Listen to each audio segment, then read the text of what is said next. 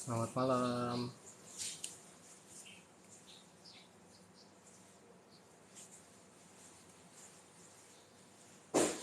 Selamat malam sahabat TikTok semua.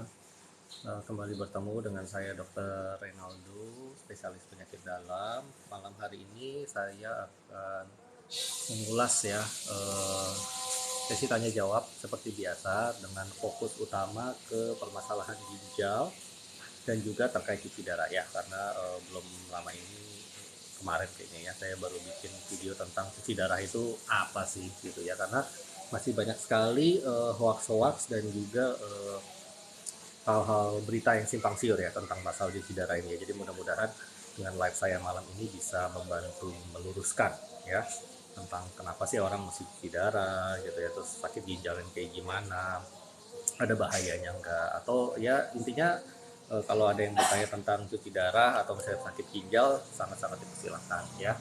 Sambil menunggu agak rame atau misalnya ada pertanyaan seputar ginjal ataupun cuci darah, saya mau mengulas sedikit ya. Jadi di video terakhir saya itu kan indikasi cuci darah ya, kapan orang dilakukan cuci darah dalam kondisi darurat ya. Ada nggak cuci darah yang dilakukan tidak dalam kondisi darurat? Ada. Justru sebenarnya kita lebih menghendaki orang itu kalau punya sakit ginjal jangan cucinya tuh darurat. Dalam arti kata jangan memulai cuci darah ketika sudah komplikasi yang sehingga harus cepat-cepat gitu cuci darahnya. Karena ya cuci darah ini sebenarnya kan kalau kalau melihat video saya yang terakhir itu tindakannya mirip-mirip transfusi darah ya sebenarnya ya. Cuman bedanya kalau kita transfusi darah kan kita cuma dapat darah. Nah, ini kita darah dikeluarin. Jadi ibarat gabungan lah, gabungan antara kita mendonorkan darah tapi sekaligus kita menerima transfusi darah. Jadi darah kita keluar gitu ya. Nanti yang ada di luar tubuh tuh sekitar ya mungkin 300 sampai 500 cc lah ya, tergantung panjang selang yang dipakai sama ukuran ginjal buatannya tuh yang tabung dialisernya itu. Terus nanti darah yang sudah bersih akan dikembalikan lagi ke tubuh pasien yang melakukan cuci darah gitu. Nah itu ketika darah ada di luar tubuh ya tetap ada resiko-resiko kan, kayak orang mau donor darah deh di PMI misalnya kan harus ditensi dulu gitu ya.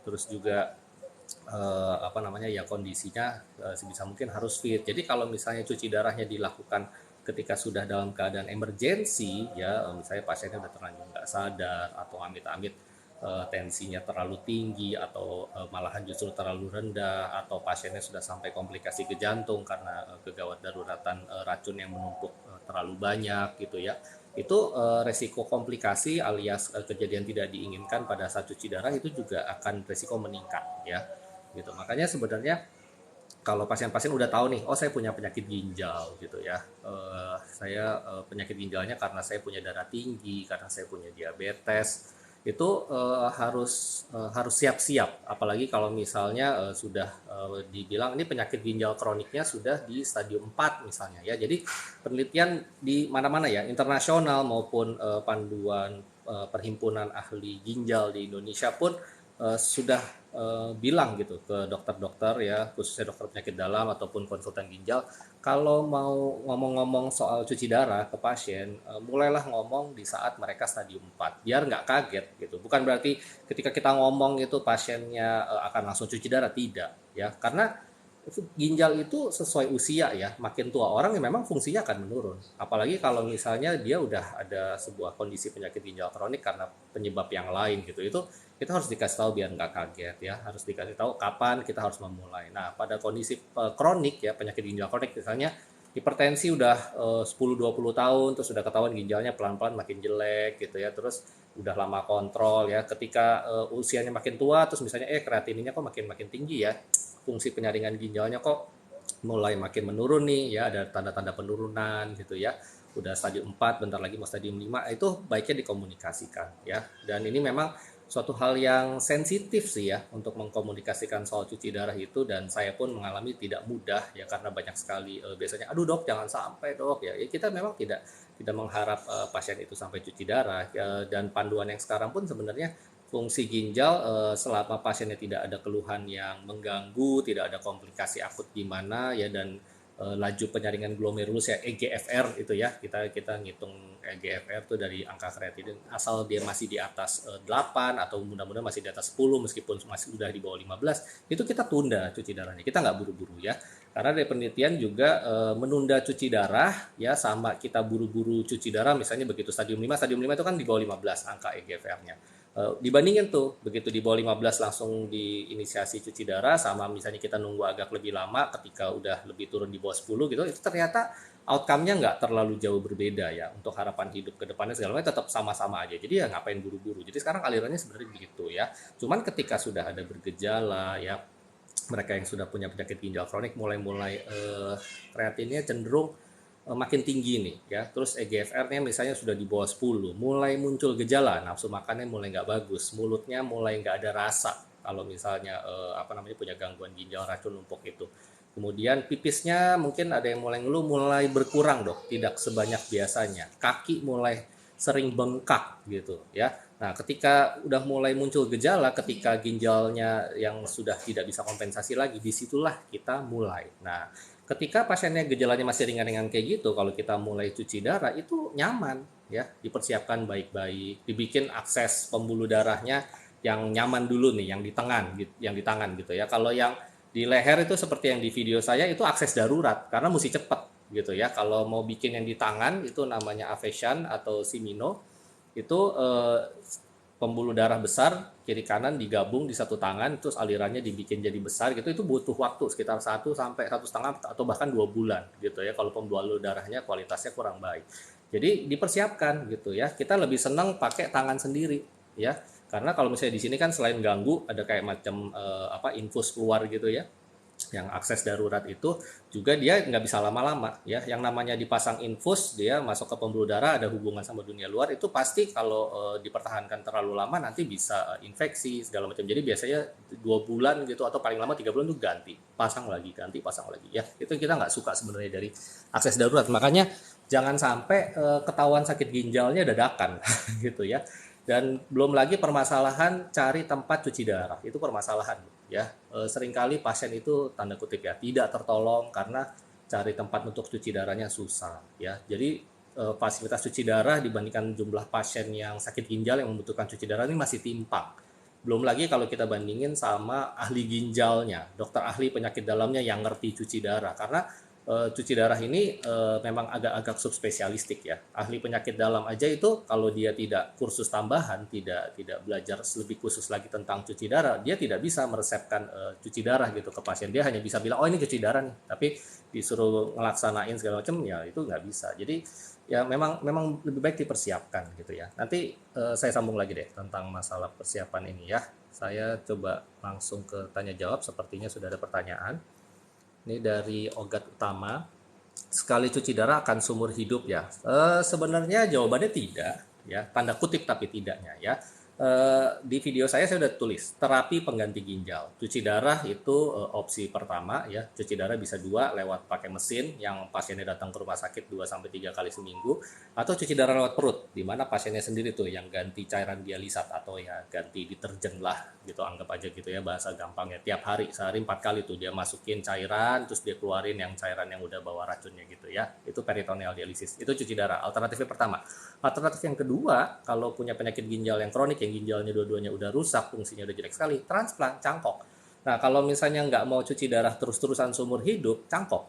Ya, dan cangkok ini transplantasi juga susah gampang. Jadi banyakkan susahnya dibanding gampang. Satu adalah permasalahan donor. Ya, nyari donor itu nggak gampang. Ya, jangan mikir banyaklah orang yang butuh duit gitu ya kan banyak tuh jual-jual ginjal banyak itu mah jujur terus terang aja lah pasti banyak lah kalau dicari mah ada aja apalagi kalau misalnya ada yang sampai nyari ke China segala macam tuh yang tanda kutip ya banyak yang kayak gitu-gitu itu sebenarnya nggak susah sih ya, asal punya dananya aja gitu tapi kan kita pengen donor itu yang willingly yang sukarela ya yang kecocokan darahnya ataupun hubungan DNA-nya itu genetiknya juga mirip. Makanya sebenarnya donor yang paling bagus kalau mau cangkok ginjal itu saudara kandung. Kenapa bukan istri, kenapa bukan anak ya? Karena kita pengen genetiknya itu mirip. Kalau kita paling mirip sama saudara kita. Kenapa? Sama-sama dapat dari orang tua kan. Orang tuanya sama, separuh-separuhnya sama gitu. Jadi biasanya reaksi penolakan jaringan yang kita khawatirkan dari mendonorkan organ itu adalah terjadi reaksi penolakan. Kalau makin jauh hubungan kekerabatannya ya antara pendonor sama penerima organnya, itu makin resiko ditolak organnya gitu ya. Makanya itu satu permasalahan mencari donor. Susah sudah gampang. Saudara pun banyak yang di beberapa kasus nggak mau mendonorkan satu. Belum lagi pasiennya yang ngomong enggak, saya nggak mau ngerepotin keluarga saya nggak mau keluarga saya kenapa-napa gara-gara ngasih ginjalnya. Itu banyak kejadian. Jadi memang seringkali ya donornya bukan keluarga sih, sayangnya ya. Tapi itu resiko ya, obat-obat yang nanti setelah transplantasi itu jadi banyak nanti biasanya ya, untuk supaya menahan supaya jangan terjadi reaksi penolakan. Tapi balik ya ke pertanyaan tadi, apakah harus umur hidup? Enggak sih. Gitu. Kalau misalnya bisa transplantasi, ya biasanya cuci darahnya bisa stop. Cara yang kedua gimana? Yang kedua adalah kalau ternyata penyakit ginjalnya ini akut. Nah, akut nih kejadiannya cepat ya. Jadi memburuknya cepat karena suatu peristiwa, misalnya kecelakaan deh, perdarahan ya. Wah, pendarahan banyak sekali. Ini sering kejadian pada misalnya ibu melahirkan ya, ibu melahirkan terus ternyata perdarahan habis melahirkannya susah dikontrol sehingga kehilangan banyak darah, terjadi gagal ginjal akut. Ya itu nanti setelah ditambah darah ya amit-amit dibutuhkan cuci darah sekali dua kali, terus perdarahannya diganti ya, cairan tubuh yang hilang yang keluar lewat perdarahan diganti, nanti fungsi ginjalnya bisa pelan-pelan membaik. Nah itu cuci darah bisa stop. Jadi kalau cuci darah pada gagal ginjal akut ya penyebabnya macam-macam ya, kekurangan cairan, bahkan pasien yang saya pernah dapat ini ya, demam berdarah ya yang sangat berat, yang sampai shock, atau yang dehidrasi berat ya, misalnya mual muntah hebat yang nggak bisa makan ya, terus datang dalam kondisi gangguan ginjal akut. Itu andai kata sampai perlu cuci darah biasanya nggak terus-terusan, asal penyebab akutnya diatasi ya, nanti fungsi ginjal bisa membaik lagi, meskipun ada yang membaiknya tuh nggak sampai ke normal ya. Jadi ibaratnya awalnya normal, terus kena pencetus akut kreatinin yang tadinya 1 misalnya jadi 6, terus cuci darah nih gitu ya karena kondisinya jelek. Setelah cuci darah beberapa kali membaik gitu ya, turun. Nah, ini turunnya nih jarang, yang kadang yang bisa sampai normal banget ada sih gitu ya. Tapi rata-rata sih, apalagi kalau misalnya sudah terlalu lama gitu ya, kejadian pencetus akut itu baliknya nggak sampai normal. Jadi 2 mungkin. Jadi dia baliknya jadi udah kena penyakit ginjal kronik, tapi ya nggak harus cuci darah seterus-terusnya kalau gitu. Jadi bisa sih nggak harus seumur hidup, tapi kalau dia kondisinya penyakit ginjal kronik ya, dia yang memang sudah stadium 5, yang sudah mulai bergejala, badannya nggak enak segala macam, kaki mulai bengkak, kencing mulai dikit ya, makan mulai nggak nafsu, dan tidak bisa donor ya, tidak bisa transplantasi, dalam arti kata entah permasalahan donor atau permasalahan biaya gitu ya, karena donor mahal loh ya, mahal. Terakhir saya pernah cari-cari info 2 tahun lalu kalau nggak salah ya, biayanya itu hampir 1 M ya, sekitar 800 mungkin 800 juta gitu. Jadi dan itu tidak ditanggung BPJS seutuhnya. Saya nggak tahu deh, kalau nggak salah BPJS sih hanya tanggung 100 apa 200 juta gitu. Mungkin sedikit lah, sisanya dia harus cari sendiri. Belum lagi nyari donor, itu kan donor diperiksa macam-macam ya, diperiksa untuk apakah ini cocok gitu kan, apakah ada kemungkinan reaksi penolakan. Jadi untuk pemeriksaan donornya aja, plus nanti donornya diperiksa berbagai macam penyakit tuh, HIV, hepatitis, terus penyakit-penyakit menular lain gitu, karena dia mau ngasih organnya ya, itu bisa habis sekitar 30-40 juta. Kalau ternyata nggak cocok, mental, udah hilang tuh, angus 30-40 juta ya, karena pemeriksaan donor itu kan meriksa orang sehat ibaratnya, alias medical check up, itu nggak ditanggung BPJS. Jadi makanya banyak sekali hambatan-hambatan ketika orang mau menjalani transplantasi ginjal, nggak gampang gitu, makanya lebih banyak susahnya, tapi bukan berarti nggak bisa ya. Jadi makanya seringkali jadinya ya cuci darah jadinya seumur hidup gitu, karena nggak bisa transplant ya, itu sih permasalahannya ya. Saya lanjut dulu ya. Ini ada yang nanya talasemi, nanti saya coba jawab di belakang. Saya fokus ke permasalahan ginjal dulu ya. Saya Oktober, ini dari Cucur Sultan Viral, saya Oktober tahun lalu sampai Desember akhir cuci darah karena EGFR saya cuma 3. Ya kalau misalnya 3 sih itu udah pasti bergejala ya. Saya nggak tahu gejala Anda apa gitu ya, tapi biasanya sih bengkak, kencing mulai berkurang, badan lemes ya, nggak nafsu makan, makanan tuh nggak ada rasanya mulutnya, uremia ya, kulit mulai berubah warnanya, mulai gampang gatel gitu. Pokoknya nggak enak deh, ya nggak enak itu kalau misalnya fungsi ginjal udah sama sekali nggak bisa kompensasi, apalagi GFR 3 gitu ya. GFR normal itu minimal 60. Ini buat pengetahuan ya ke sobat waras TikTok yang sedang menonton. EGFR atau laju penyaringan ginjal itu yang normal di atas 60. Kalau normal 100% banget itu angkanya 90 gitu ya, tapi minimal di atas 60 lah ya. Itu kreatinin 3 ya. Ureumnya 228. Nah, ini ureum 228 pasti nggak enak banget badannya ya. Jadi ya itu ya, kalau misalnya memang penyebabnya adalah penyakit ginjal kronik, ya pasti memang harus cuci terus ya, kecuali bisa transplant ya. Ya berdoalah, berdoa sambil berusaha. Siapa tahu kan ada jalan, dibukakan jalan bisa transplantasi. Ya jangan putus harapan gitu ya. Ya tapi untuk sementara ini minum obat rutin ya, terus rajin kontrol ke dokter, cuci darah jangan sampai telat supaya kualitas hidupnya tetap baik ya. Saya ada kenal pasien-pasien yang cuci darah sudah 20-an tahun, bahkan ada yang hampir 30 tahun masih seger, masih kerja gitu ya. Dia kenanya muda gara-gara apa waktu itu ya, kenalan saya itu. Oh ini tensi mendadak tinggi sekali sampai 220 sekian ya, dan dia nggak tahu ada riwayat hipertensi lama, dia nggak tahu udah berapa tahun ya, terus ketahuan udah setinggi itu dan langsung cuci darah, tapi fungsi ginjalnya nggak membaik karena ternyata memang sudah lama gangguan ginjalnya gitu ya. Tapi dia abis itu berobat yang baik gitu ya, sehat gitu ya, 20-an tahun sampai sekarang masih hidup gitu dan masih kerja ya. Kalau nah cuci darah ini banyak yang nggak tahu ya, dipikir kalau udah cuci darah tuh nggak bisa ngapa-ngapain, salah ya.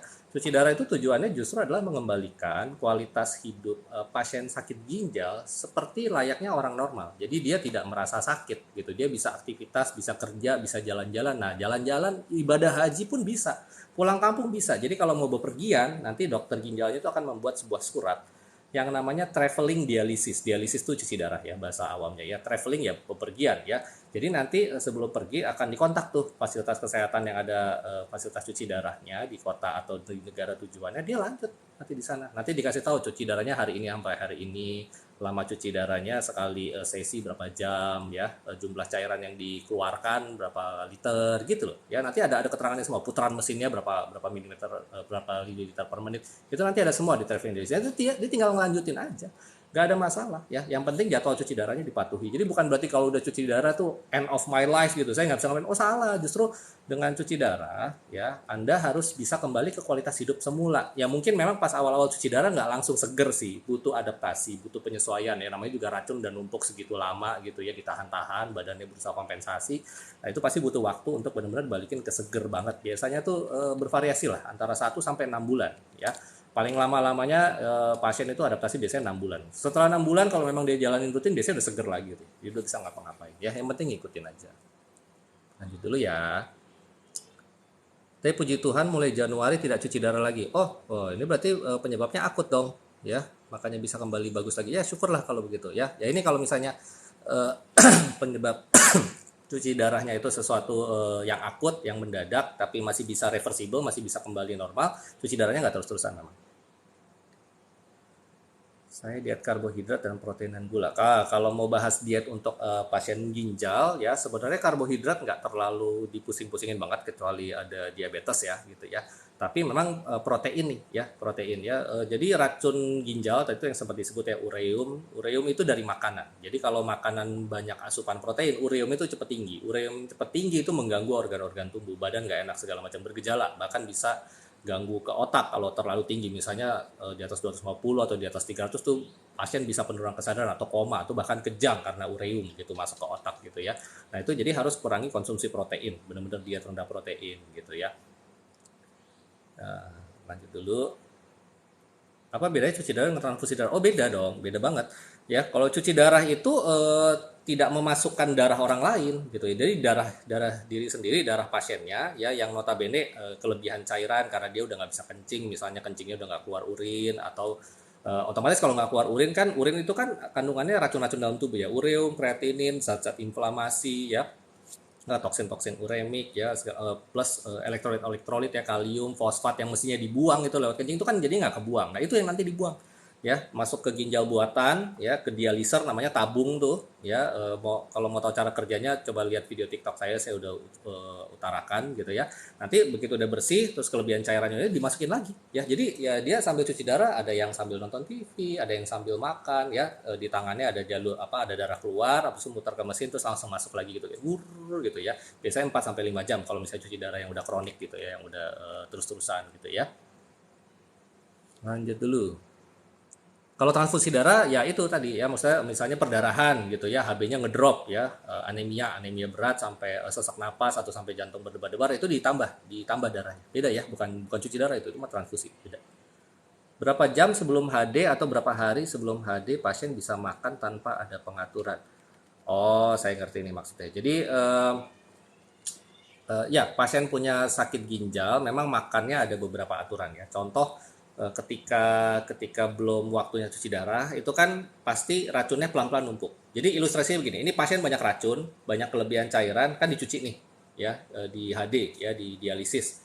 Racun turun tuh, racun sama kelebihan cairannya ya setelah itu. Nah, abis itu kan dia kan nggak cuci darah tiap hari ya gitu ya. Dia kan jarak cuci darahnya mungkin 3 hari atau 4 hari lagi gitu ya.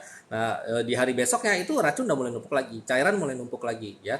Makin hari makin numpuk sampai ketika hari sebelum cuci darahnya tuh biasanya badannya paling rasa berat, paling mulai rasa nggak enak, habis itu dia cuci lagi. Gitu tuh siklusnya terus-terusan. Nah, itu kan seringkali pasien nahan-nahan nih ya makan ya, terutama buah ya. Buah itu kenapa hati-hati, karena buah itu tinggi kalium. Nah, kalium itu mesti dibuang lewat urin. Kalau orang punya gangguan ginjal kronik yang udah cuci darah itu kaliumnya nggak bisa dibuang. Otomatis kalau banyak makanan yang mengandung kalium paling tinggi misalnya pisang ya atau air kelapa gitu, buah-buah yang banyak air itu kaliumnya tinggi semua. Nah, itu bahaya sekali kalau kalium sampai menumpuk karena bisa bikin gangguan jantung atau bahkan henti jantung. Makanya kita sangat wanti-wanti banget buah gitu ya.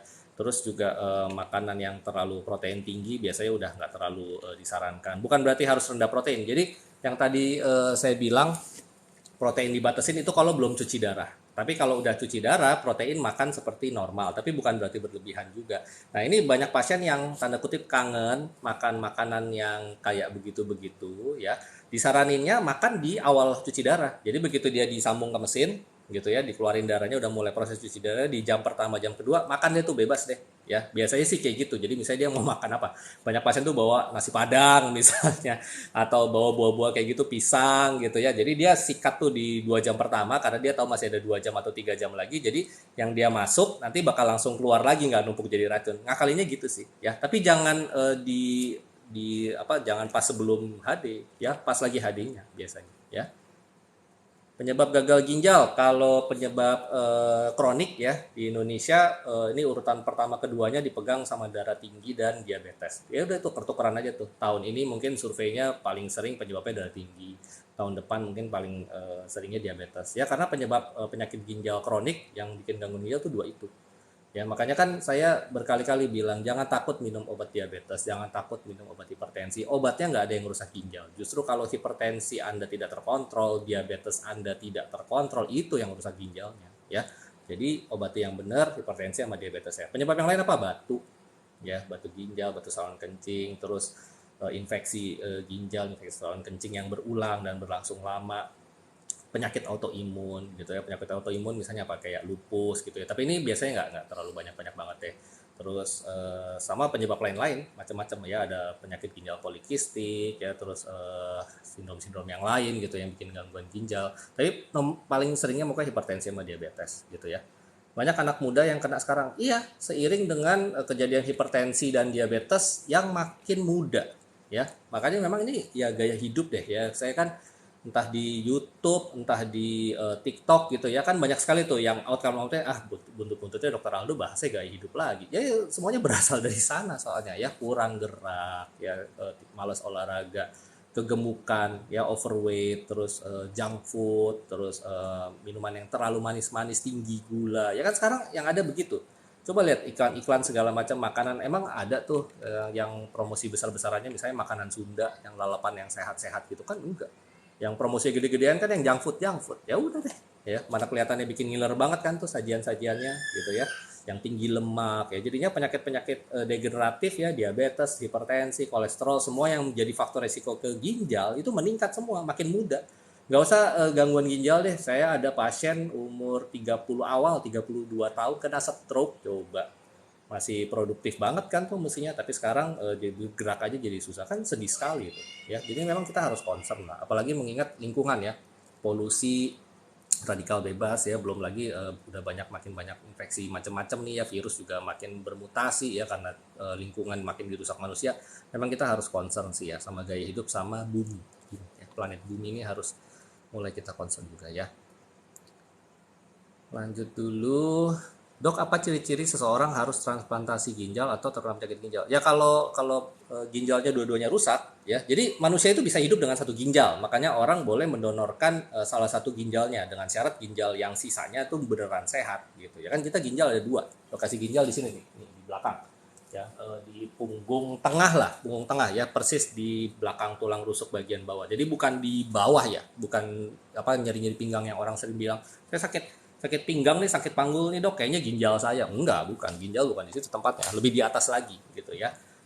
Buah pinggang ya istilahnya. Jadi kalau misalnya dua-duanya udah rusak alias kena penyakit ginjal kronik dan harus cuci darah atau sudah dekompensasi, itu baru harus transplantasi ya.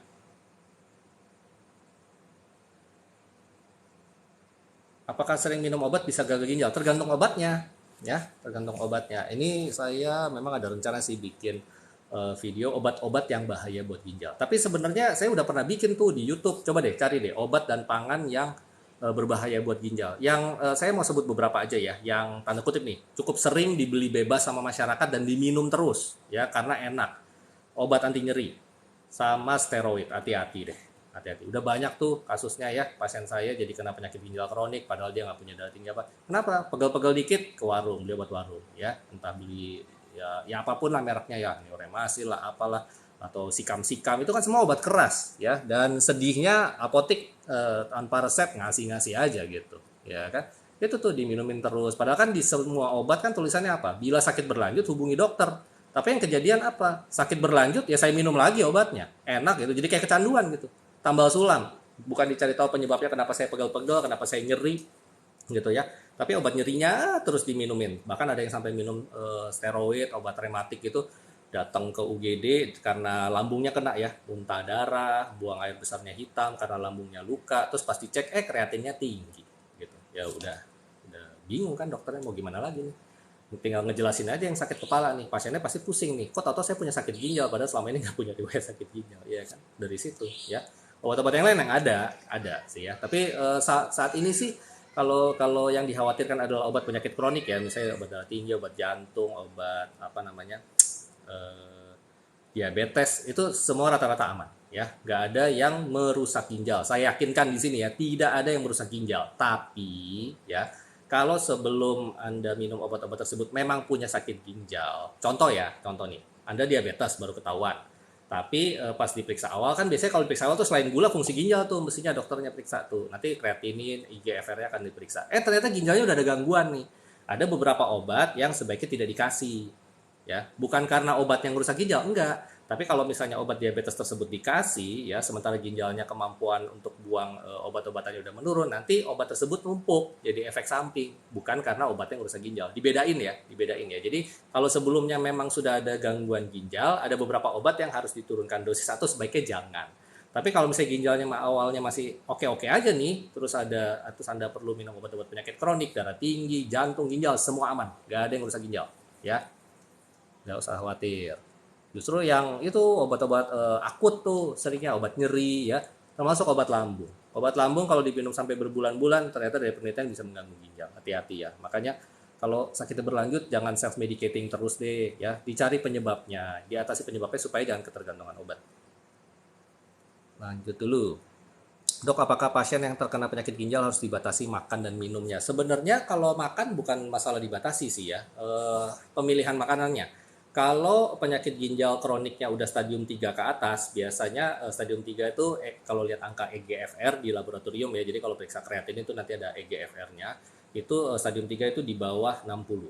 Ya, jadi kalau misalnya sudah di bawah 60, sebaiknya sih jangan terlalu tinggi protein, karena protein itu nanti dia akan dirubah jadi ureum, itu akan memberatkan fungsi ginjal ya. Ginjalnya udah agak terseok-seok nih karena udah mulai sakit, dikasih beban banyak, dia harus ngeluarin racunnya ya. Jadi makin berat fungsi ginjalnya, asupan proteinnya harus makin dikurangin. Apalagi kalau yang udah deket-deket angkanya mau cuci darah, misalnya udah stadium 5 awal atau stadium 4 akhir, itu dietnya benar-benar rendah protein. Kalau minum nih tergantung pipis.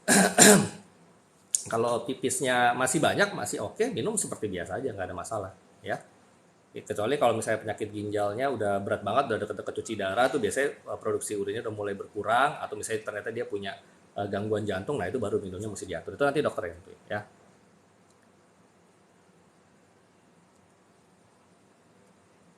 Malam dokter, saya perawat Aksa dulu di Silom dan sayang bunda, sukses. Oh ya, apa kabar? Dok, hasil USG ibu saya ditemukan batu ginjal dan terkadang batu itu keluar bersama dengan buang air kecil. Ya, kalau masih bisa keluar ya beruntung sekali ya sebenarnya ya, karena banyak yang nggak bisa keluar gitu ya. Batu ginjal kalau terus-menerus kejadian, jadi kalau udah sekali kena batu bisa tuh muncul lagi batu ya selang berapa bulan atau berapa tahun gitu. Jadi bisa berulang, hati-hati ya. Prinsipnya kalau nggak mau terjadi penumpukan atau pembentukan batu itu minum sama frekuensi pipisnya harus bagus ya. Jadi minumnya nggak boleh kurang, nggak boleh terlalu lama sering nahan pipis. Ya, beberapa pasien sebenarnya kejadian batu ginjal di perempuan dan laki-laki relatif ini sih relatif nggak jauh beda sih ya. Tapi kalau dari praktek saya sehari-hari kesannya kayak lebih sering kena perempuan gitu. Karena perempuan ini lebih jago nahan pipis gitu. Ini bukan ngomong sara ya, ini ngomong tentang kebiasaan ya.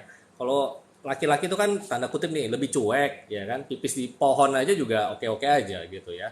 Buka pintu mobil pipis gitu di pinggir jalan juga nggak masalah. Tapi kalau perempuan kan harus di WC, WC-nya juga harus bersih. Kalau WC-nya kurang bersih nggak jadi pipis. Kalau kerjaan nanggung sedikit tahan pipis, jadi gampang infeksi, infeksi berulang bikin batu gitu ya. Nahan pipis kencing apa jadi muncul batu gitu tuh ya. Jadi memang hati-hati ya, nggak boleh tuh nahan pipis lama-lama terus kurang minum ya.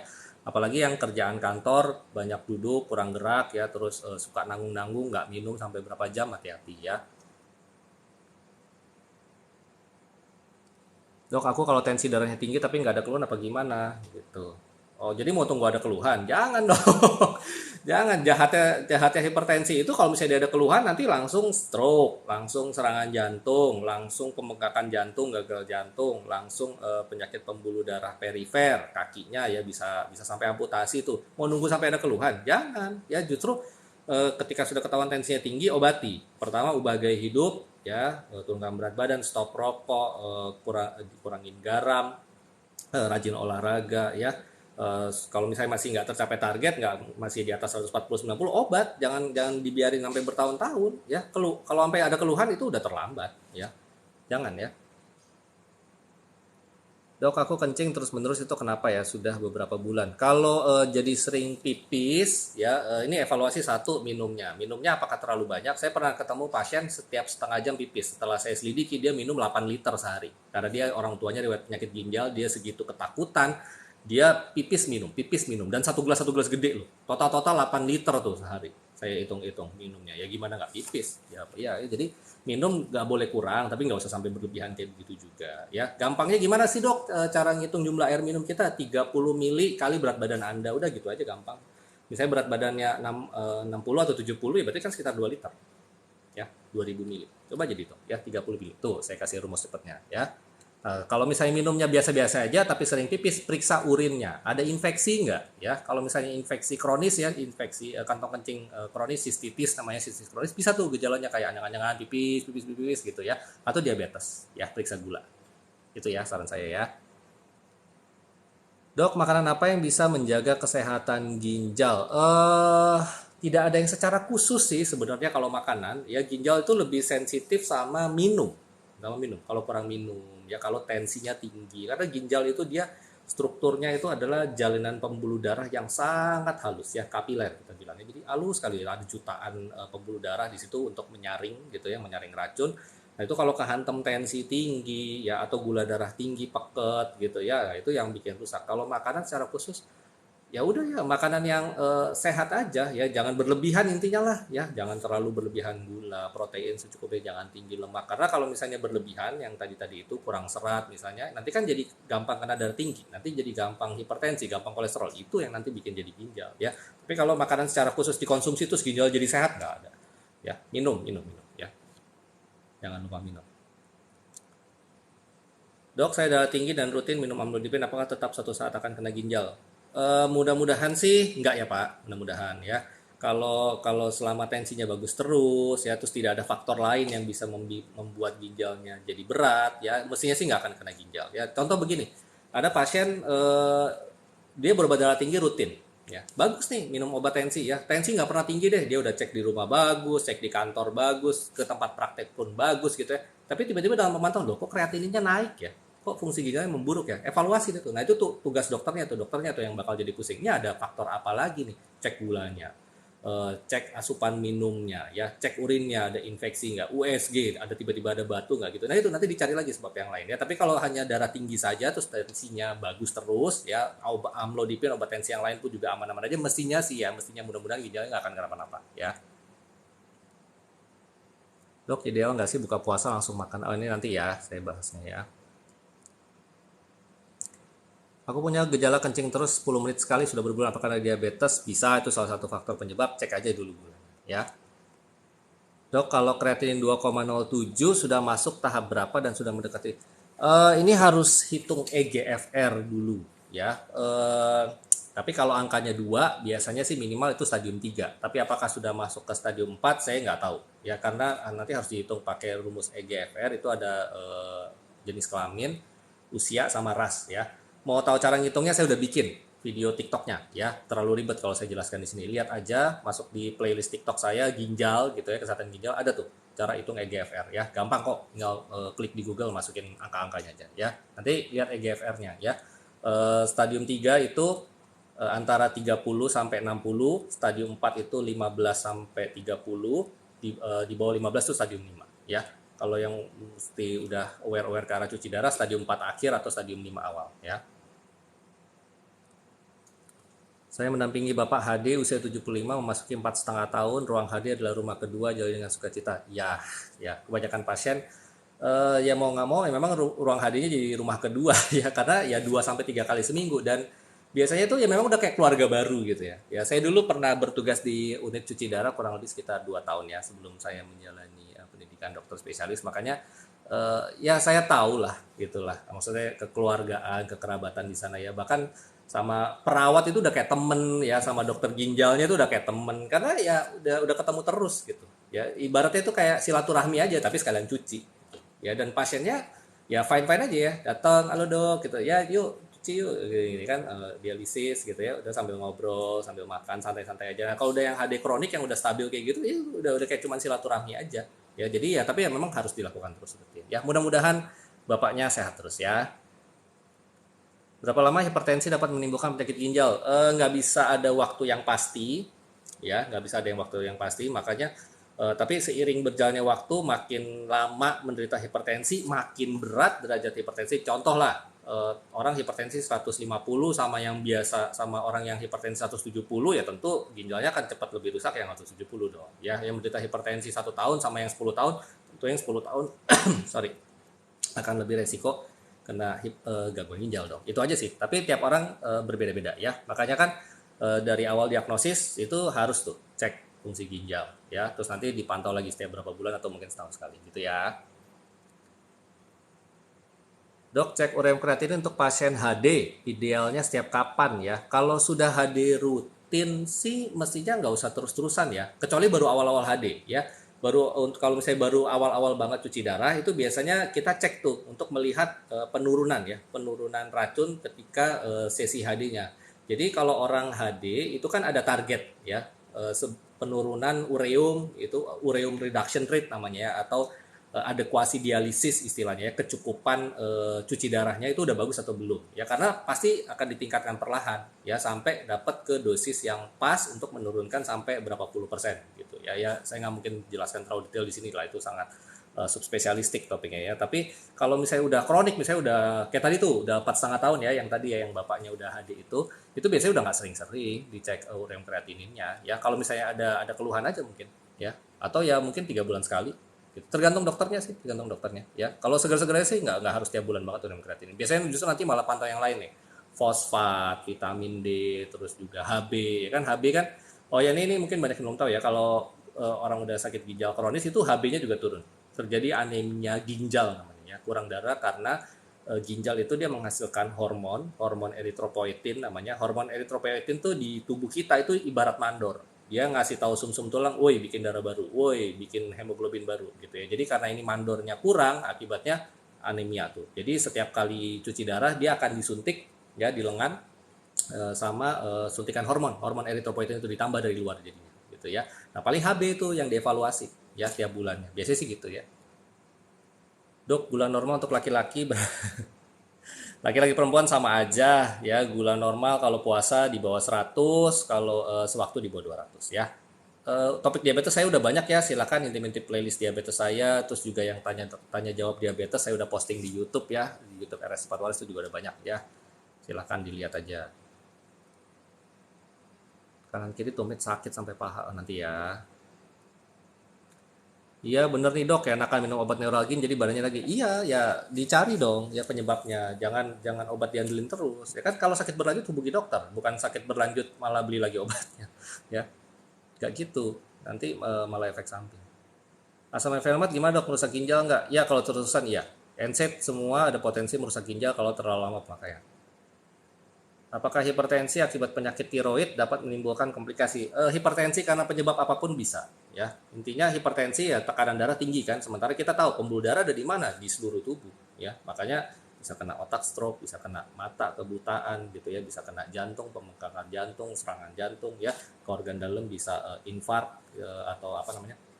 Ya kayak macam serangan jantung tapi di pembuluh darah perut misalnya atau di pembuluh darah yang lain di seluruh tubuh. Bisa kena ginjal, gagal ginjal gitu ya. Mau penyebabnya tiroid, mau penyebabnya apapun bisa. Malam dok, kalau sudah dicek ada darah tinggi, apakah harus langsung minum obat? Tidak, kecuali ekstrim. Ya, jadi ada istilahnya hipertensi grade 1, grade 2, sama hipertensi emergency, hipertensi darurat. Hipertensi darurat itu 180 per 120 ke atas gitu ya. Jadi kalau misalnya 200 tensinya itu harus kasih obat langsung ya karena bisa bahaya mencederai organ termasuk ginjal. Nah, itu salah satu penyebab tiba-tiba mesti cuci darah akut gitu ya. Misalnya karena tensinya mendadak tinggi itu hipertensi emergensi ya. Tapi kalau tensinya diatasi terus mudah-mudahan ginjalnya belum terlalu rusak bisa kembali normal gitu ya. Jadi kalau masih hipertensi grade 1 ya kita biasanya mulai perubahan gaya hidup, pantau 2 minggu sampai 2 bulan paling lama. Kalau masih nggak terkontrol juga baru tambah obat. Kalau hipertensi grade 2 itu 160 ya batas saya 160 per 100 itu eh, kalau saya pribadi sih ya sambil saya edukasi untuk gaya hidup saya akan kasih obat satu macam gitu ya karena biasanya agak susah kalau derajat 2 ke atas untuk murni gaya hidup meskipun ada sih meskipun ada tapi kan kita nggak pengen dia tensinya tinggi kelama-lamaan gitu ya kalau misalnya berubah gaya hidupnya sukses terus saya cuma pakai satu obat saya perhatikan setiap kali kontrol kok tensinya bagus terus ya coba deh obatnya di stop hanya pakai gaya hidup aja ada yang bisa berhasil kayak gitu ya jadi belum tentu langsung minum obat ya.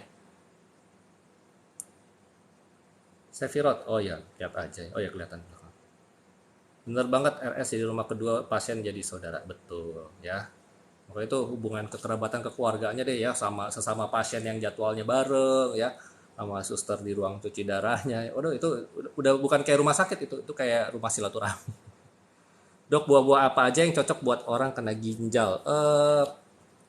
Tergantung stadiumnya sih ya. Kalau misalnya penyakit ginjal kroniknya baru awal-awal sih buah apapun masih oke, nggak ada masalah. Apalagi kalau yang kencingnya masih banyak ya. Tapi kalau misalnya udah deket-deket ke cuci darah, misalnya stadium 5 awal atau stadium 4 akhir, hati-hati sama buah-buah yang banyak air sama pisang terutama ya, yang kaliumnya tinggi ya. Kalau misalnya yang relatif aman pepaya, pepaya paling aman ya. Dulu pernah ketemu pasien HD setelah ditanya-tanya dia bilang sering minum obat Kiranti, apakah benar beresiko? Ya, saya lupa isinya Kiranti itu apa aja ya. Tapi kalau misalnya dia kayak semacam apa stimulan ya, ada istilahnya stimulan atau apa yang untuk energi gitu ya. Ya sebut merek deh. Saya bukannya mengkambing hitamkan tidak gitu. Ini kalau penggunaan penggunaan yang tidak tepat dan terus menerus berlebihan gitu ya. Contoh extra jus. Udah pernah ada kejadiannya soalnya ya bertahun-tahun ngejos mulu ya kena gagal ginjal gitu ya atau misalnya ya merek-merek lain yang untuk stimulan segala macam gitu ya. Saya nggak tahu apa jangan-jangan di Kiranti ini ada itu ya. Ada yang bisa kayak gitu. Saya nggak bisa jawab. Kencing kadang sedikit berbusa ya cek aja dulu analisa urinnya ya kalau misalnya normal-normal aja ya mungkin kencing Anda terlalu deras sampai berbusa. Apakah karena hipertensi di usia 20 tahunan dapat menimbulkan komplikasi CKD stroke dok? Di usia manapun bisa ya makanya kan tujuan penata laksanaan hipertensi itu supaya jangan kena komplikasi ya CKD itu chronic kidney disease ya penyakit ginjal kronik dan stroke ya plus serangan jantung penyakit arteri perifer yang lain-lain ya. Tadi mungkin kalau nggak dengar saya udah ada pasien 32 tahun kena stroke karena hipertensi ya memang turunan juga sih faktornya plus gemuknya. Dok, kenapa saya kalau kencing nggak bisa langsung habis ya? Selalu rasanya masih tersisa sedikit, harus agak lama. Ini kalau masih muda, biasanya penyebab paling sering adalah infeksi saluran kencing.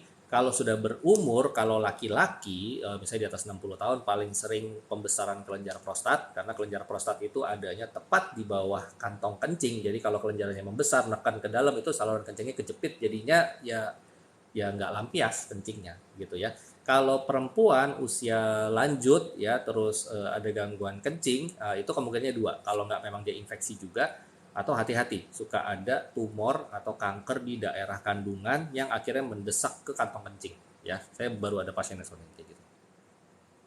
Periksa aja ke dokter ya intinya. Dok, hepatitis itu ada hubungannya dengan penyakit ginjal? Ada ya. Jadi hepatitis C terutama ya itu kalau misalnya tidak terkontrol bisa secara langsung bikin penyakit ginjal ya. Jadi itu penyebab yang tidak lazim tapi bisa ya. Jadi ya hepatitisnya harus diobatin gitu ya. Baru BSA, HBS semua maksudnya apa nih? Periksa hepatitis B maksudnya HBS AG. Yang mudah-mudahan negatif ya. Apakah ada tipe-tipe penyakit ginjal? Banyak, ya banyak. Ya ginjal itu kan organ, sakitnya bisa macam-macam. Ya bisa fungsinya menurun pelan-pelan yang kita sebut dengan penyakit ginjal kronik, bisa fungsinya menurun dengan cepat karena ada pencetus akut yang kita sebut gagal ginjal akut. Bisa infeksi ginjal, bisa batu ginjal, bisa autoimun ke ginjal, macam-macam. Ya, dok, apa benar kalau anemia jatuh stroke? Ehm, Stroke itu penyebabnya dua. Kalau nggak pembuluh darahnya tersumbat, ya biasanya faktor resikonya adalah diabetes, terus kolesterol tinggi, hipertensi, gitu ya, atau pecah pembuluh darah. Ya, anemia sih sebenarnya tidak secara langsung menyebabkan stroke ya. Tapi mungkin kalau HB-nya terlalu rendah, sih HB itu kan hemoglobin sel darah merah itu untuk menghantarkan oksigen ya ke otak ya. Jadi kalau misalnya mungkin terlalu rendah, mungkin bisa saja kayak muncul kayak semacam gejala stroke ya, tapi biasanya sih reversible tuh. Ya, kecuali kalau anemianya sangat berat dan tidak teratasi dalam waktu lama ya. Saya masih umur 35 dok, apakah indikasi ke ginjal ini tadi yang nanya yang mana sih? Oh, kalau ya masih muda ya coba periksa itu ya. Biasanya infeksi. Ya ini yang tadi nanya kencingnya nggak lancar. Paling sering infeksi atau batu ya, atau batu. Periksa aja dulu analisa urin sama USG ginjal saran saya ya. Apa konsumsi protein jumlah besar misalnya orang gym bisa bikin rusak ginjal? Terima kasih dok. Ini ini pertanyaan yang bagus banget ya, pertanyaan yang bagus banget. Saya mesti baca lagi ya, saya mesti baca lagi ya penelitian terakhirnya gimana ya. Soalnya orang nge-gym itu kan kalau nggak salah proteinnya juga khusus gitu. Tapi saran saya begini, yang penting minum jangan kurang. Yang penting minum jangan kurang ya. Dan sebenarnya kan proteinnya banyak dipakai untuk building muscle kan sebenarnya ya, building muscle ya. Dan memang kreatinin rata-rata kreatin orang yang sangat berotot atau binaragawan itu slightly higher ya, sedikit lebih tinggi dibanding orang normal. Tapi bukan berarti dia sakit ginjal ya. Kreatinin itu memang diproduksi dari massa otot. Jadi kalau massa ototnya besar ya itu hati-hati ya, jangan nggak buru-buru kita bilang orang ini sakit ginjal. Biasanya nanti yang menentukan konsultan ginjal sih gitu ya. Ini memang murni karena massa ototnya banyak gitu ya, karena kreatinnya agak tinggi, atau memang udah ada gangguan ginjal. Makanya yang nilai tadi yang EGFR itu harus hati-hati menilai kalau yang orang massa ototnya besar seperti atlet atau binaragawan, atau yang kurus banget justru malnutrisi ya, kurang gizi, yang ototnya tuh waduh apa ya istilah orang tuh apa, kulit membalut tulang. Nah itu tuh hati-hati ya, karena ototnya kecil sekali. Jadi kalau kreatininnya normal belum tentu nggak punya masalah ginjal tuh. Saya pernah dapat pasiennya kebetulan waktu itu TBC ya, terus dia dehidrasi ya karena makan minumnya nggak bagus. Fungsi ginjalnya pas awal di UGD angkanya 1 ya. Dokter UGD melaporkan saya, dok dari lab fungsi ginjal normal. Oh, pasiennya gimana? Saya tanya. Ya, pasiennya gini, berat badan hanya 35 kilo gitu ya. Gitu. Wah, kurus banget dong. Padahal tingginya 160 sekian. Berarti kan sangat underweight. Terus coba fotoin fisik pasiennya, saya bilang. Oh, ternyata ya bener ya. Otot itu kecil sekali ya, atrofi gitu ya, karena kurang gizi, karena TBC-nya. wah ini hati-hati nih, satu ini untuk pasien ini itu dia udah ada gangguan ginjal akut. Mungkin aslinya dia 0,3, 0,4 kreatinine. Ya udah saya karena faktornya dehidrasi waktu itu masuk ke UGD nggak bisa makan, nggak bisa minum, plus TBC-nya belum diobatin. Saya infus dulu tuh ganti cairan yang kurang gitu ya, terus pasang selang makan supaya bisa ada asupan segala macam. Dalam 2-3 hari bener loh kreatinnya turun tuh. Yang tadi di UGD 1 ya setelah saya perbaiki cairannya turun ke 0,4. Nah, berarti bener tuh sempat gangguan ginjal akut, kreatinnya meningkat gitu ya. Jadi memang harus hati-hati kita menilai kreatin, termasuk yang tadi ya untuk masalah otot ya. Lanjut dulu ya. Apakah pasien CKD aki boleh makan pecel dan gado-gado? Ya dok, kan banyak sayur. Sebenarnya sayur nggak terlalu masalah ya, cuman hati-hati kacang ya karena asam uratnya tinggi gitu aja ya. Itu pun pada yang gangguan ginjal loh ya, yang gangguan ginjal. Karena kalau misalnya nggak gangguan ginjal, sebenarnya kacang juga nggak terlalu berpengaruh sih ke asam urat ya. Jadi salah satu fungsi ginjal itu adalah membuang asam urat. Makanya banyak orang yang sudah penyakit ginjal, dok saya udah pantang kok dok, udah nggak makan jeroan, udah daging-daging jarang-jarang banget karena kan memang harus diet rendah protein gitu ya. Kok asam urat saya masih tinggi terus ya? Ya itu karena ginjalnya udah ada gangguan untuk membuang asam uratnya. Jadi kadang-kadang memang suka ya, harus tetap dikasih obat asam urat ya. Dok, saya kan pakai BPJS dan sekarang rutin minum amlodipin untuk kontrol apakah harus. Kalau jadi kalau pakai BPJS kan untuk dirujuk ke spesialis tergantung penilaian dokter di fasilitas kesehatannya ya Pak ya. Jadi kalau misalnya masih oke-oke aja dalam evaluasi, tidak ada keluhan, ya nggak ada masalah kok ya. Dokter umum, dokter di Vaskes itu harus bisa ngobatin darah tinggi ya. Izin bertanya dok, apakah efek DM ke ginjal yang perlu dicek lab apa saja? Suwun. Oh, baik Pak.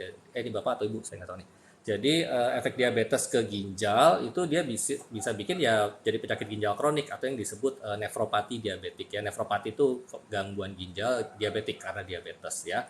Gejala pertamanya adalah kencingnya ada protein. Jadi kalau diperiksa urin analisa itu proteinnya positif dan itu menetap. Jadi udah diobatin gimana kok proteinnya nggak hilang-hilang. Hati-hati, itu udah tanda-tanda awal ada gangguan ginjal karena diabetes. Jadi kalau yang mau dicek adalah analisa urin, terus ureum kreatinin untuk fungsi penyaringan ginjal sama USG ya. Untuk USG itu melihat struktur ya, apakah ada sumbatan, ada batu atau apa gitu ya. Dok, tensi saya sering 80/70, paling tinggi 110/100.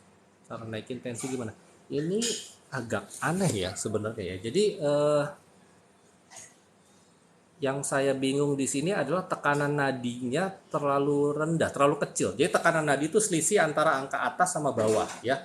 Biasanya selisihnya itu minimal 20 lah. Loh ini kok selisihnya cuma 10 ya. Ini antara alat tensinya yang kurang bagus atau memang ada kondisi tertentu nih ya. Saran saya Bapak coba periksa ke ini deh, ke fasilitas kesehatan dulu. Kalau misalnya ditensi pakai alat yang di rumah sakit yang memang udah terkalibrasi dengan baik, tekanan nadinya masih segitu, coba Bapak evaluasi jantung dulu saran saya ya. Tensi dinaikin kalau 110 sih kan sebenarnya kan nggak rendah ya. Yang 80/70 tuh aneh tuh ya. Saya masih koas jadi semangat untuk ambil internis dok, mohon doanya. Ayo ya, perbanyak, masih butuh banyak sekali dokter penyakit dalam ya. Pasiennya bejibun tapi dokternya dikit, kurang ya. Jadi makanya pasiennya kebanyakan dokternya nggak sempat ngejelasin jadinya ya. Makanya saya bikin sesi edukasi kayak gini ya. Mudah-mudahan lancar sekolah kedokterannya ya. Dok, ada kaitannya HB turun karena tindakan ASI tes pada pasien HD. Tindakan ASI tes, maksudnya tindakan mengeluarkan ini cairan ASI tes. ASI tes itu penumpukan cairan pada di dalam selaput rongga perut ya, selaput rongga perut ya. Jadi HB turun, mestinya enggak ya. Kalau cairan ASI tesnya bukan darah gitu ya, mestinya sih HB-nya nggak turun ya. Karena kan kalau ngeluarin cairan ASI tes cuma pakai jarum infus biasa, biasanya nggak berdarah gitu malahan, atau darahnya sedikit sekali. Mestinya nggak ada kaitannya ya. Kalau pada pasien HD, HB turun itu satu entah kurang zat besi, ya. Nomor dua karena kurang dosis hormon eritropoietinnya. Ketiga karena adekuasi HD-nya alias dosis cuci darahnya masih belum adekuat, masih belum optimal. Ureum kreatinnya masih terlalu tinggi misalnya. Nomor empat karena fosfatnya, ya elektrolit fosfat masih tinggi juga, itu juga bisa berpengaruh gitu ya, macam-macam ya. Jadi kalau tapi biasanya bukan karena tindakan ASI tes. Maaf dok, tadi harus cek fungsi ginjal sama apa dok? USG ya. Tadi saya bilang cek labnya urin analisa, ureum kreatinin dari darah ya, sama USG ya. Standar di awal periksa ginjal itu aja. Cara nurunin kreatin gimana dok? Tergantung penyebabnya. Jadi nomor satu kalau kreatin tinggi berobat ke dokter ya, ke dokter spesialis penyakit dalam atau terserah mau langsung ke konsultan ginjal. Ya nanti akan dicari tahu penyebab awalnya kreatinnya kenapa. Kalau penyebabnya masih bisa dikembalikan ke normal gitu ya, mudah-mudahan kreatinnya bisa turun ya. Contoh, anda diare sampai dehidrasi gitu ya, kurang nggak bisa makan minum karena mau muntah karena lagi muntah berak tuh muntah ber gitu ya, kreatinnya naik nih karena Anda 5 hari nggak berobat gitu ya, berusaha di rumah nahan-nahan tapi nggak sembuh. Akhirnya terjadi gangguan ginjal akut, kreatinnya naik. Kita supply ya, kita ganti cairan tubuh jadi infus atau dikasih oralit, mualnya diatasi, diarenya di stop gitu ya, nanti kreatinnya turun gitu ya. Penyebab yang lain ya beda lagi caranya ya. Jadi diperiksa dulu. Susah juga kalau saya jabarin semua di sini, nggak sempat nanti waktunya ya. Dok, apakah orang yang kena penyakit ginjal sudah pasti terkena penyakit asam urat? Kalau penyakit ginjalnya makin berat, apalagi yang sudah sampai cuci darah, kebanyakan sih ya, sebagian besar asam uratnya akan ikut tinggi juga. Karena fungsi ginjal itu untuk buang asam urat. Sebagian besar asam urat itu dibuang lewat ginjal. Jadi kalau ginjalnya terganggu, pasti asam uratnya relatif tinggi. Terima kasih penjelasannya dok, sehat selalu, sama-sama. Malam dok, apa benar kalau kondisi ginjal kurang bagus tidak disarankan makan brokoli? Kaitannya kemana ya? Sebenarnya nggak terlalu masalah sih ya gitu ya. Ini makan brokolinya bukan sebaskom kan, yang wajar-wajar aja kan, nggak apa-apa kok. Oke, saya sudah sampai ke yang paling bawah. Tadi kayaknya ada beberapa pertanyaan yang di luar pertanyaan ginjal ya, sekaligus menutup sesi malam ini. Coba saya scroll lagi, mudah-mudahan masih nonton ya yang tanya tadi. Nah ini tadi dari Haura Tour dan Travel. Assalamualaikum dok. Waalaikumsalam. Anak saya kan talasemi mayor. Apakah sampai sekarang belum ada obatnya? Talasemi mau mayor mau minor sampai saat ini belum ada obatnya. Karena talasemi itu yang terganggu adalah gennya ya. Gen untuk menyusun rantai globin. Jadi di hemoglobin itu ada 4 rantai ya, alfa dan beta gitu ya. Itu ada kelainan ya dari genetiknya sehingga rantai penyusun sel darah merahnya itu jelek. Jadinya gampang pecah-pecah sel darah merahnya. Makanya talasemia itu termasuk ke anemia hemolitik. Hemo itu darah, litik itu pecah. Anemia yang ditimbulkan karena sel darah merahnya pecah-pecah. Umur sel darah merah itu 3 bulan mestinya. 3 bulan baru akan dirombak oleh tubuh dibentuk sel darah merah yang baru. Pada talasemi karena ada kelainan genetik tersebut ya, jadinya umurnya lebih pendek. Otomatis darahnya rendah terus. Kalau mayor ya, mayor itu biasanya ketahuannya dari bayi ya, dari bayi. Jadi akan rendah terus. Makanya obatnya ya mau transfusi. Jadi transfusi terus-terusan. Sampai saat ini setahu saya ya belum ada sih terapi untuk merubah genetiknya itu. Makanya talasemi ini penting untuk pemeriksaan sebelum menikah ya. Karena banyak kejadian orang tuanya carrier itu dia ada gen talasemi tapi cuman sedikit gitu ya, dia cuma membawa gen pembawa sifatnya aja carrier, ketemu sama calonnya pembawa juga. Nah, kan anak itu kan dapat separuh dari orang tua cowok, separuh dari orang tua cewek, ya kan? Kalau dapatnya yang bagus ketemu bagus, aman.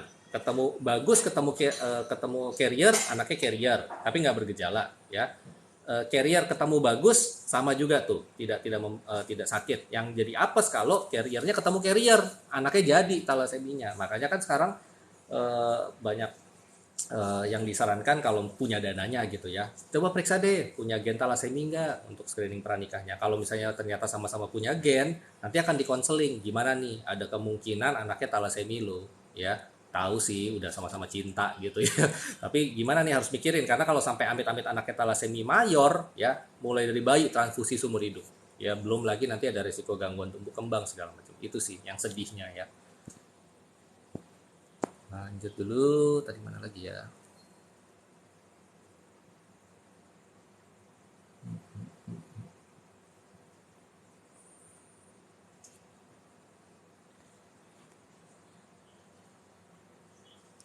Tadi apa ya pertanyaan itu? Kebanyakan sih nanya ginjal sih, saya senang sih belakangan TikTok Live semuanya nanyanya sesuai dengan topik ya, jadi saya juga lebih fokus ya. Oh ini dia, dari Pangestu Sugih. Dok, ideal nggak sih buka puasa langsung makan pedas, minum dingin sama panas? Waduh, ini sih balik ke orang masing-masing ya, daya tahan perut sih tiap orang beda-beda. Tapi kalau kita bicara dari perubahan tubuh yang terjadi saat puasa, apalagi puasa cukup panjang gitu ya, kayak puasa bulan Ramadan kayak gini. Sebenarnya kalau minum dingin nih sebenarnya nggak terlalu masalah. Banyak orang mengkhawatirkan jangan minum dingin nanti gini gini gini gitu ya.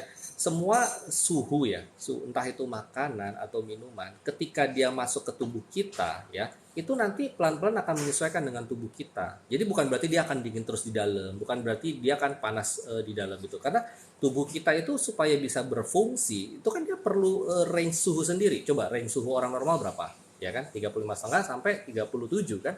Nah, di suhu segitu tubuh kita semua fungsi-fungsi organ itu bagus. Jadi kalau misalnya, dan itu semua suhu itu di semua sel pembuluh darah ya di tubuh kita yang segede ini nih gitu. Terus Anda masukin makanan atau minuman yang hanya sedikit ya, suhunya mungkin berbeda entah lebih dingin atau lebih panas, itu nanti sesuai hukum fisika ya, itu nanti akan jadi suhunya ketemu di tengah-tengah tapi nanti akan balik ke suhu tubuh. Jadi nggak usah terlalu dipusingin, kecuali Anda makan yang mendidih gitu atau minum yang mendidih ya, itu ya merusak organ lah itulah ya. Tapi kalau cuma anget-anget atau dingin nggak ada masalah gitu ya. Nah, pedes ini hati-hati. Kalau misalnya perut kosong udah kelamaan, terus ya lambungnya ternyata ada riwayat sakit lambung atau nggak terlalu kuat gitu sama pedes, ya sakit lambung. Itu aja sih. Lanjut dulu.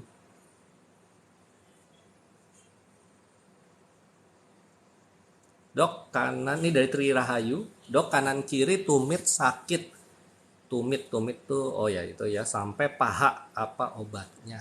Em, Ini penyebabnya spektrumnya luas sekali ya, mulai dari pengapuran gitu ya, proses degeneratif, mulai dari tegang otot sampai ke autoimun atau penyakit rematik.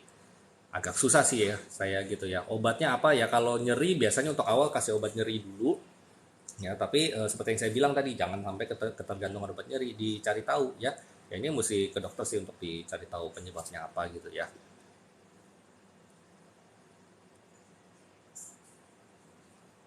Lanjut dulu.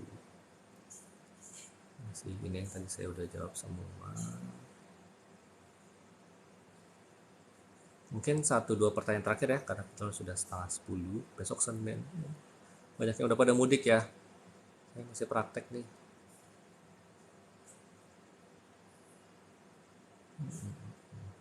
Kayaknya balik ke yang paling bawah lagi. Ah, ini dia. Ah, ini pertanyaan menarik sekali. Lebih baik HD atau CAPD, Dok? Gitu ya. Oh, yang di atasnya dulu deh. Nanti itu yang terakhir deh sebagai pertanyaan penutup. Dok, apakah pasien HD, HD itu hemodialisis, cuci darah yang pakai mesin, yang pasiennya datang ke rumah sakit seminggu 2 atau 3 kali, ada kemungkinan bisa sembuh normal lagi atau akan tetap HD seumur hidup? Ini sebenarnya saya udah jawab di awal gitu ya. Kalau penyakit ginjal kronik penyebab cuci darahnya, salah satu-satunya cara supaya dia bisa berhenti adalah cangkok ginjal, transplantasi. Tapi kalau misalnya dia penyebabnya karena sesuatu yang akut ya, istilahnya kejadiannya mendadak, ginjalnya turun mendadak. Nah, kalau penyebab akutnya itu cepat-cepat diatasi, masih ada harapan untuk ginjalnya kembali ke semula atau membaik sehingga tidak perlu cuci darah lagi. Ya, itu nanti yang menentukan dokternya apakah ini masalahnya akut atau kronik gitu ya. Ya, ini pertanyaan terakhir saya rasa karena sangat bagus ya, menarik sekali. Lebih baik HD atau CAPD, Dok? HD tadi cuci darah pakai mesin, pasiennya datang dilayanin, tinggal datang aja gitu bawa badan ya ke rumah sakit seminggu 2 atau 3 kali. Kalau CAPD itu cucinya pakai selaput perut, di perut kita tuh ada selaput peritoneum, dia berfungsi sebagai saringannya. Nanti akan diisi cairan dialisat, di mana cairan dialisat ini isinya utamanya tuh gula ya. Gula itu kan menarik air gitu ya, terus nanti konsentrasinya cairannya dibikin agak lebih tinggi dibanding cairan perut kita, sehingga racun-racun ketarik ngelewatin saringan alami di perut kita, masuk ke cairan deterjennya itu, cairan dialisatnya itu, habis itu nanti bakal dikeluarin lagi tuh cairan, dan itu diganti terus sehari 4 kali, itu yang namanya continuous ambulatory peritoneal dialysis ya, jadi cuci darah lewat perut. Em, Kalau nanya lebih bagus yang mana, sebenarnya tergantung pasiennya ya. Kalau pasiennya, saya kasih contoh ekstrim aja ya, karena sebenarnya ini harus dilihat case by case ya, dan ditentukan oleh dokter ya. Kalau pasiennya masih muda ya, relatif masih muda, dalam arti kata masih produktif, masih kerja, ribet kalau mesti izin-izin terus gitu ya, seminggu 2 kali atau 3 kali ke rumah sakit untuk cuci darah. Terus orangnya cukup bisa dikasih tahu, alias ya tanda kutip ya, pendidikannya cukup baik sehingga bisa diajarin untuk perawatan CAPD, saran saya CAPD. Apalagi kalau misalnya ternyata urinnya masih banyak ya gitu ya. Itu bagusan CAPD karena apa? Itu dia nggak usah sering-sering ke rumah sakit, paling ke rumah sakit sebulan sekali untuk kontrol apa yang kateter yang untuk masukin cairan dialisatnya itu aman apa enggak, ada infeksi apa enggak, paling gitu ya. Nah, tapi kalau misalnya pasiennya udah usia cukup lanjut misalnya ya, terus banyak penyakit macam-macam ya, susah ya, apalagi ada gangguan penglihatan, mesti ngurusin perut sama sekali, atau amit-amit pendidikannya kurang, misalnya kurang terlalu bisa menjaga kebersihan, kalau kayak gitu-gitu sih HD gitu ya. Nah, keunggulan lain apa nih CAPD? Karena dia sebenarnya kalau dari sisi apa ya, eh, kualitas hidup tanda kutip ya, kalau dibandingin nih pasien cuci darah pakai mesin ya, diukur nih kualitas hidupnya sama yang CAPD, lebih bagus yang CAPD. Kenapa? Itu karena dia buang racunnya tiap hari. Kalau pasien HD itu kan buang racunnya sama kelebihan cairannya kan 2 sampai 3 kali seminggu. Berarti ada periode-periode di mana dia nggak cuci darah, racunnya numpuk, cairannya numpuk. Itu pasti bikin gejala. Kalau CAPD repot sih memang, sehari 4 kali tuh ganti cairan, dan sekali ganti itu kurang lebih setengah jam gitu ya prosesnya ya, masukin sama keluarin yang lama cairannya. Itu memang repot satu. Tapi itu ibarat dia tiap hari kencing, dibuang terus rutin. Jadi biasanya pasiennya agak sedikit lebih bebas makannya. Nomor dua, sedikit lebih bebas minumnya. Dan pasiennya ngerasa seger karena dia nggak ada periode racunnya numpuk, tiap hari dibuang. Tapi intinya itu harus bersih, harus bisa diajarin, dan mau repot. Nah, sama satu lagi, kalau kita bicara kerugian, CAPD itu tidak long lasting ya. Selaput perut kita ya, itu kan organ biologis, organ alami. Nah, aslinya fungsinya bukan untuk nyaring racun. Aslinya kan untuk melindungi organ-organ perut, tapi ini dipaksa karena memang harus cuci darah gitu ya untuk mengeluarkan racun-racun. Akibatnya nanti dia lama-lama akan aus. Ya, ibaratnya ya mungkin 2 2 3 tahun pertama masih oke, tapi nanti seiring berjalan dengan waktu, apalagi tiap hari dipaksa untuk nyaring racun gitu ya, nanti lama-lama fungsinya menurun. Jadi seiring berjalannya waktu, dan ini individual sekali ya, selaput peritonealnya akan pelan-pelan menurun fungsinya sehingga cuci darahnya jadi nggak bagus. Buntut-buntutnya nanti HD juga ya. Tapi kalau misalnya pasiennya masih mau produktif segala macam, terus bisa diajarin, kita semua saat ini sebenarnya mengencourage ya, menyarankan kalau bisa CAPD satu, awal-awal untuk beberapa tahun pertama selama masih bagus membran peritoneumnya gitu ya, itu kualitas hidupnya lebih baik. Nomor dua, dia nggak usah sering-sering ke rumah sakit. Nomor tiga, nggak ngabisin tempat di rumah sakit. Ya, ini indikasi khusus karena fasilitas HD itu sedikit ya dibanding jumlah pasien yang harus cuci darah. Jadi kalau misalnya pasiennya banyak yang bisa mandiri gitu ya, itu kan yang fasilitas di rumah sakit mending untuk yang memang nggak bisa gitu, yang udah tua, yang nggak bisa ngurus diri sendiri misalnya tapi kena sakit ginjal kayak gitu-gitu ya. Jadi itu pertimbangan ya. Tapi diskusikan sama dokter, belum tentu yang disaranin dokter buat pasien tuh nyaman gitu. Ada pasien yang masih muda sebenarnya gitu, tapi gue nggak mau repot lah, ribet, takut salah segala macam gitu, udah saya HD aja, ada gitu. Ya udah, itu pilihan pasien, harus dihargai ya, dan harus difasilitasi. Lanjut dulu. Ini tadi sebenarnya saya bilang pertanyaan terakhir. Terakhir deh ya, kok jadi seru lagi nih. Terakhir saya pilih yang paling yang kalau bisa saya nggak ngulang-ngulang ya, karena ini video akan disimpan ya. Ini sudah banyak sekali informasi tentang cuci darah dan kesehatan ginjal ya. Saya cukup senang dengan variasi pertanyaannya, sangat komprehensif ya, kita bahas ginjal. Ini terakhir saya coba cari yang tadi saya belum jawab. Triglyceride.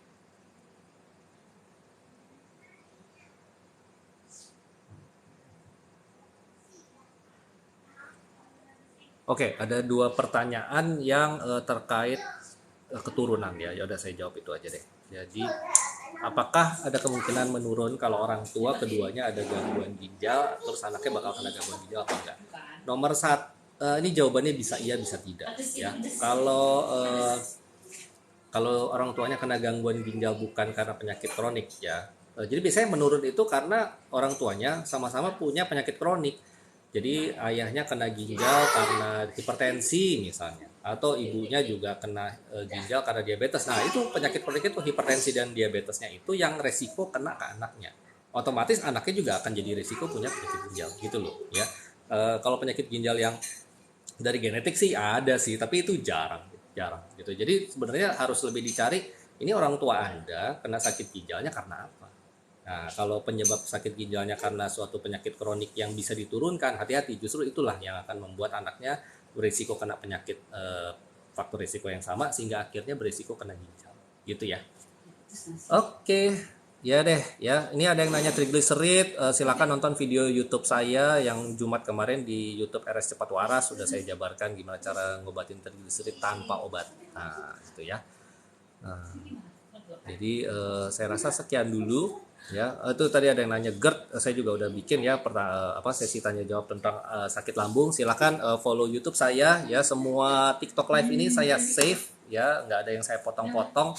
Saya upload ke YouTube ya, dan saya masukin ke playlist. Jadi kalau Anda pusing lihat video di YouTube kan bisa lihat tuh playlist. Nah, playlist cari TikTok Live. Nah, itu semua urutan TikTok Live saya dari awal saya mulai TikTok Live sebulanan yang lalu sampai sekarang itu saya udah upload semua ya.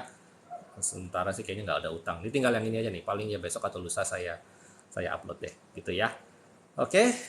Selamat malam semuanya ya. Ini semangat, puasa tinggal 1 minggu lagi. Ya 1 minggu lagi ya, betul ya, betul kan lebaran kan Senin depan ya. Ya mudah-mudahan lancar-lancar aja, sehat-sehat semua. Mohon maaf kalau misalnya ada pertanyaan yang belum kejawab, tapi sebenarnya udah banyak kok live tentang sakit mas, terus bahkan ada yang tentang pertanyaan bebas gitu ya. Silahkan tonton tayangan ulangnya di YouTube ya, karena panjang sekali itu sampai 1 jam. Ini kayak gini kan 1 jam gitu ya. Oke, saya Dr. Aldo, dokter spesialis penyakit dalam, undur diri. Semoga info malam ini berguna ya, terutama yang memang punya sakit ginjal. Salam sehat, salam waras. Bye-bye.